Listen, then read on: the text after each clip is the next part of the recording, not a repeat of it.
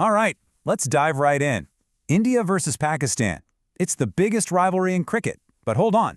This time, something's different. Something huge.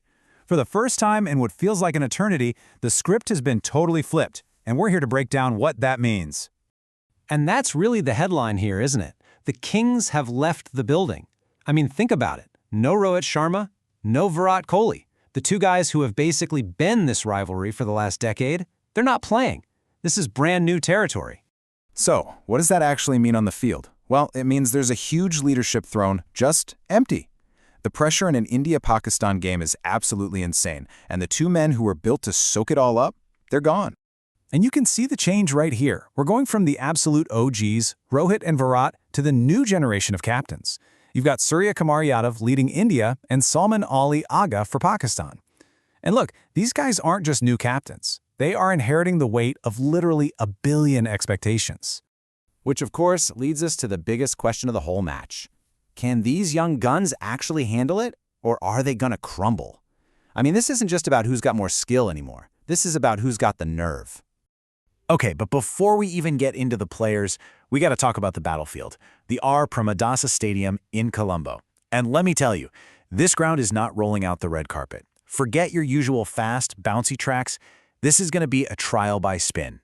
Let's break that down, because this is crucial. The pitch, it's dry black soil, and everyone expects it to turn, and not just turn, but turn square.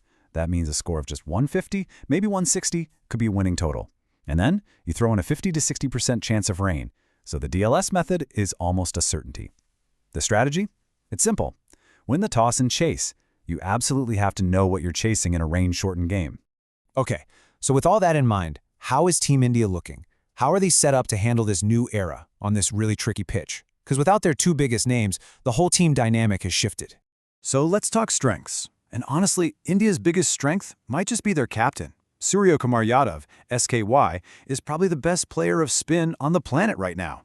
On a track like this, his sweep shots are basically gold dust. You add their own deadly spin duo, and of course, the cheat code himself, Jasprit Bumrah, they look really strong. But, and there's always a but, there are big concerns. Can a young opener like Abhishek Sharma handle the pressure of Shaheen Afridi's first spell? And who steps up when things get tight? All eyes are going to be on Hardik Pandya to be that guy. Now, this potential lineup tells a really interesting story. Look at this. With conditions like these, India could seriously play three spinners. You've got Aksar and Kuldeep, with maybe even another one in there, and then look at the back end, packed with finishers like Hardik and Rinku. They're clearly banking on their power hitters to get them over the line in what's probably going to be a low-scoring slugfest. All right, let's flip the coin. What about Pakistan? They're coming into this as that classic unpredictable but super dangerous team. And honestly, their whole strategy looks like it was designed in a lab specifically for Colombo. Yeah, Pakistan's game plan is crystal clear. You bring spin, we'll bring more spin. They are absolutely loaded with spinners, and they're going to try to just choke the life out of India's batting. Of course, it's all held together by the class of Babar. His technique is perfect for a pitch like this. The big worry for them? That middle order is a little fragile. If Babar goes early, the whole thing could unravel. And here's a fun little twist. That slow pitch might actually take away some of Shaheen Afridi's biggest weapon, that lethal new ball swing. And this number just says it all. 5. Pakistan is genuinely thinking about playing 5 different spin options. You've got Shadab, Nawaz, Abrar, that tricky fella Usman Tariq, maybe even Saim Ayub. Their plan is to turn those middle overs into a spider's web that you just can't escape. And you can see that strategy right here in their likely lineup. Just look at the spin depth starting from number 6 down. And keep an eye on Usman Tariq. He's got this weird, funky action, and he could be that X factor that India just hasn't seen before.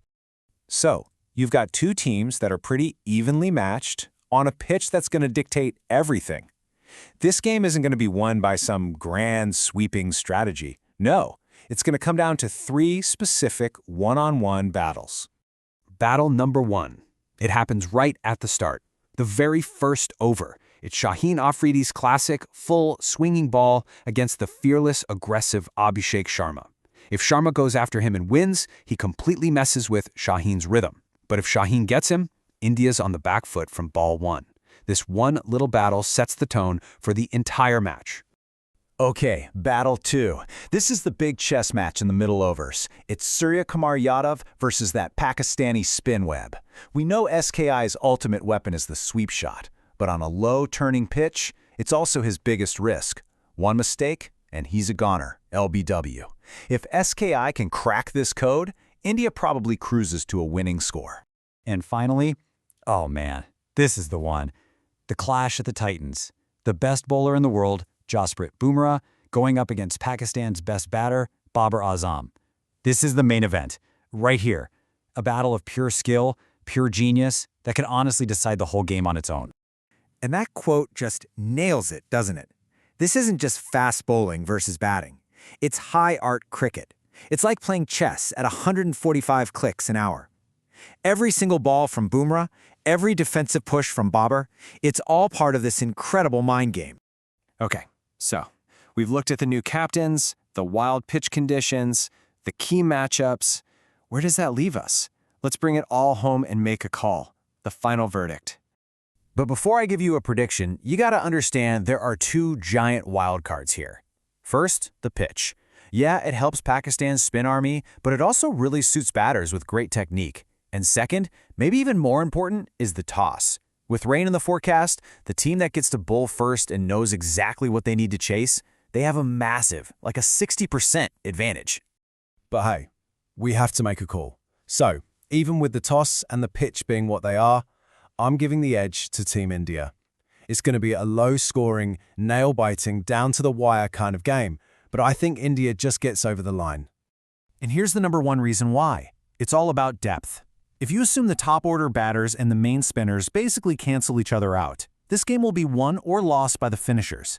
And when you look at India's batting depth, with the raw power of guys like Hardik Pandya and Rinku Singh, it's just a step above Pakistan's lower order. That ability to find the boundary in the last couple of overs, that's going to be the difference. But look, that's just my take. The best part about a game like this is that you never really know, right?